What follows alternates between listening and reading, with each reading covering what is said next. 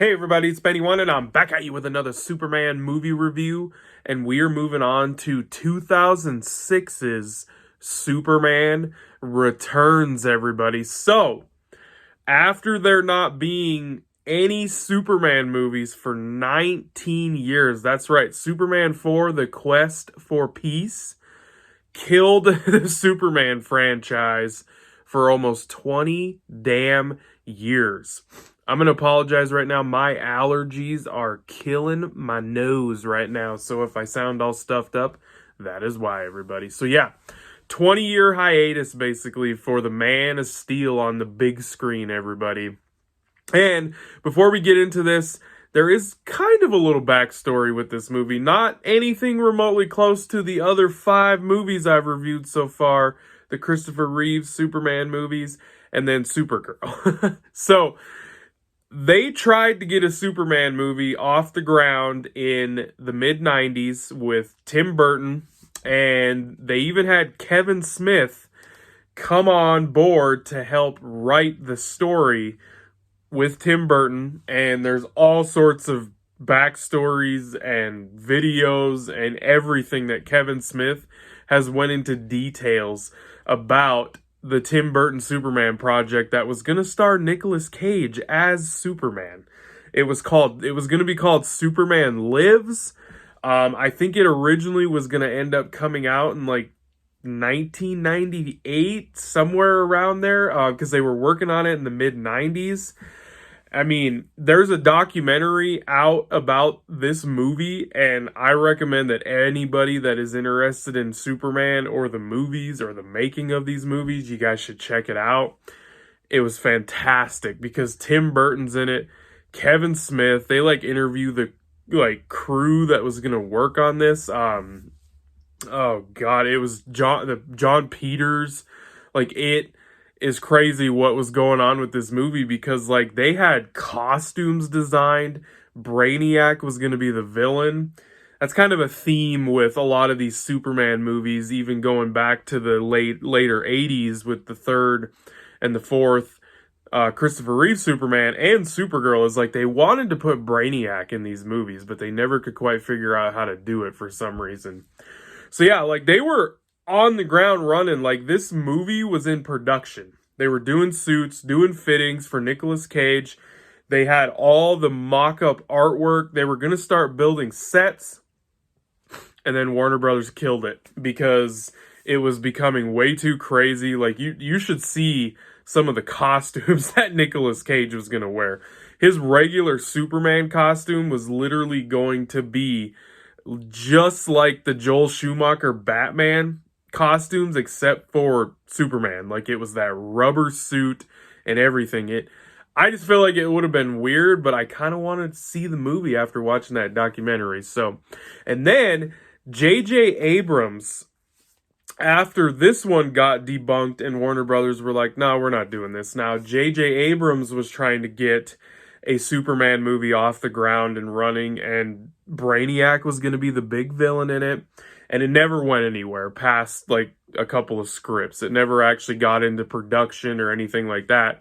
And now the funny thing is that he's actually attached to the DC universe now, and he is going to make the next Superman movie. So all these years later, he's going to get to make a Superman movie finally. So, but in 2006, Bryan Singer, everybody, that's right, the director of X-Men 1 and 2 and Days of Futures Past and Apocalypse, he left the Marvel and the X-Men franchise after X-Men 1 and 2 and went over to Warner Brothers and had this idea of bringing back the Christopher Reeves era Superman and continuing that on with only the first 2 movies happening. Because that's one thing, this movie acts like Superman 3 and 4, and then Supergirl never happened. It didn't happen.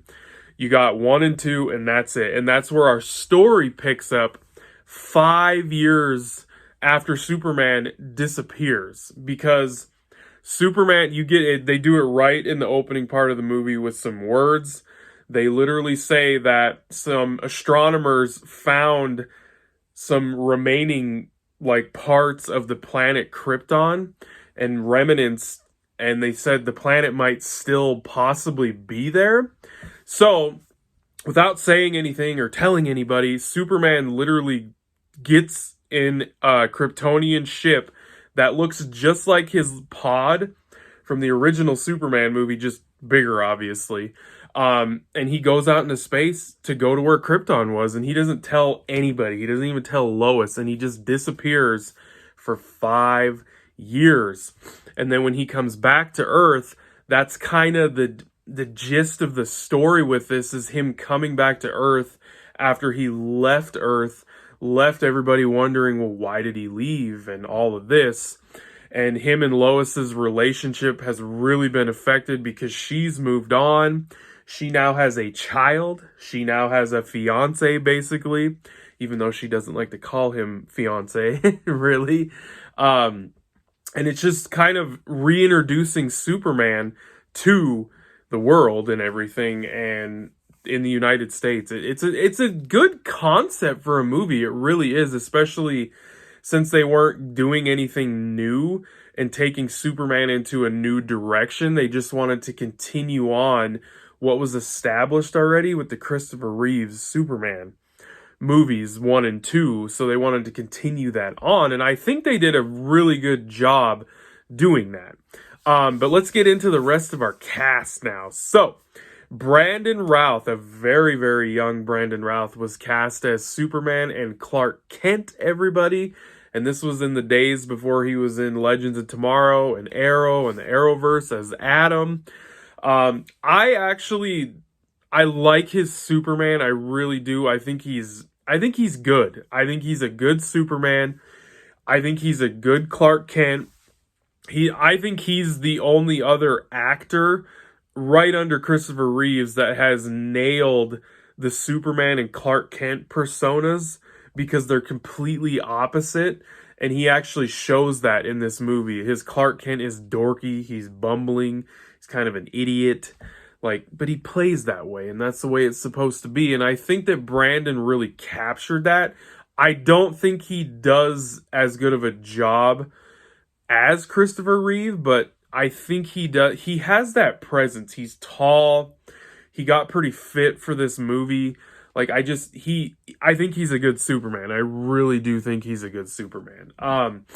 I wish he would have got another movie. I will say that, but we did get to see him again in the Crisis on Infinite Earths crossover in the Arrowverse a few years ago, return as an older version of this Superman, and we got a little Kingdom Come storyline of his Superman in that, which was really, really cool, and it was awesome. His suit looked cool. Good stuff. So, yeah, I like Brandon Routh as Superman. I thought he was pretty good at it, to tell you the truth. So, and he got a lot of shit for this movie not doing well in the box office, and it was kind of beat up by the critics somewhat. It didn't get totally horrible reviews. I think it's got a 74% on Rotten Tomatoes, so it's not awful. So, but I thought he was good. So, and then Kevin Spacey, everybody, and I know all the shit that went down with Kevin Spacey and the director of this movie, Bryan Singer. They both have done really bad things. I'm not here to talk about that. I'm here to talk about a movie that one directed and one starred in. At the time, nobody knew about this stuff. I'm not talking about that stuff.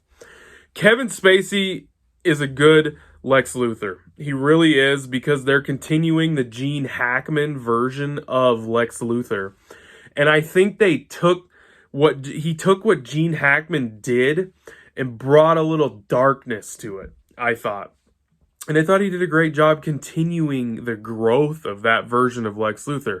I would have liked to see a more modern version of Lex Luthor where he actually, owns a company and all that stuff, instead of the land-toting, I'm gonna steal land or all this stuff. So, because in the movie what he does is he gets out of prison while Superman's gone, because Superman's not there to testify against him and show up to court when he has court hearings. So he gets let out because of that kind of stuff. And then basically he goes to the Fortress of Solitude, like he kind of did in the second movie, the Christopher Reeves one, steals the damn crystals that he, talks to Jor-El with, gets some kryptonite, and shoots a rocket with one of those crystals into the ocean, and he's literally going to create a new continent that is basically going to take over and flood and destroy almost the entire United States because it just grows and grows and grows because one of those crystals created the Fortress of Solitude. And that's what his big bad plan was. And then there was going to be kryptonite infused throughout the whole landmass and everything. That was his big bad plan, like basically. So, but he was a good Lex Luthor. Kate Bosworth was Lois Lane. I will say I think she is probably the one blaring big weakness of this movie and miscast. And it's nothing against her. I just don't think she was properly cast as Lois Lane. I just don't see her as this intrepid reporter that has a very tough outer shell skin. I don't see it with her even after watching it again and all the other times I've seen this. So, but it's okay. And her chemistry with Brandon Routh is kind of weird too at the same time. And then James Mornstead, he plays Richard White. He is the nephew of Perry White, and he is the fiance to Lois Lane in the movie, and he's a great addition to the movie. He was Cyclops in Singer's X-Men movies. Great addition to the movie. Parker Posey plays Kitty. She basically took over for Miss Tessmacher in this movie. Sam Huntington plays Jimmy Olsen. Perfect as Jimmy Olsen. He nailed that character. And then Frank Langella plays Perry White. And I liked his Perry White. I thought he did a good job as Perry White. So yeah, this movie, basically, if you could imagine the Christopher Reeves Superman movies in modern day time with computer technology, CGI, we finally get to see Superman do the kind of things that he should do in a fully fledged, big budgeted movie with special effects that have caught up to the time. Not that the stuff with Christopher Reeves looked bad. It still looks pretty good, honestly, but it was cool to finally see that. And I remember going to see this the summer of 2006 when it came out on opening night. And when he finally shows up for the first time as Superman in that plane sequence where he has to rescue that plane that is falling to the freaking earth and everything, that shit was so badass. It looked very cool. It was just awesome. And they kept the John Williams score in this, and it's just awesome. They updated it. They made it sounds just the same, but it sounds like modern and updated because he didn't do the music in this, but they kept his music in the movie and they didn't really change any of it. They just kept it all the same. And God, that plane sequence in this movie is fantastic. And it really showed that the CGI technology, finally we get to see Superman do some awesome stuff. Now, granted, we don't get to see him actually fight anybody like another superpowered being. He doesn't literally throw a punch at all in this movie. He actually gets his ass kicked at one point in the movie because of kryptonite and almost dies. But overall, I actually think this movie gets shit on a lot more than it deserves. It's kind of a love letter to the Christopher Reeves era Superman movies, and I think it's a great continuation of those movies, especially the first two, since it's acting like the other ones don't exist. Yeah, I would have honestly liked to see them do something different with the story and not play it so safe with the story, because it's a pretty safe concept to bring the character back after almost 20 years and just give us more of a modern, updated version of what we loved with Christopher Reeve's Superman. That's basically what this movie is. It's a solid movie, though. It's actually, if you take the action part out of the movie, because they say it's an action drama, superhero flick, it's actually a pretty damn good movie, and I really think people hate on it way too much. So I'm going to give Superman Returns, I'm going to give it an 8 out of 10. I actually really always enjoy rewatching this movie. So an 8 out of 10 for Superman Returns, everybody. I hope you guys enjoyed that review. I thank you for watching, and I'll be catching you on the tube later because I have spoken.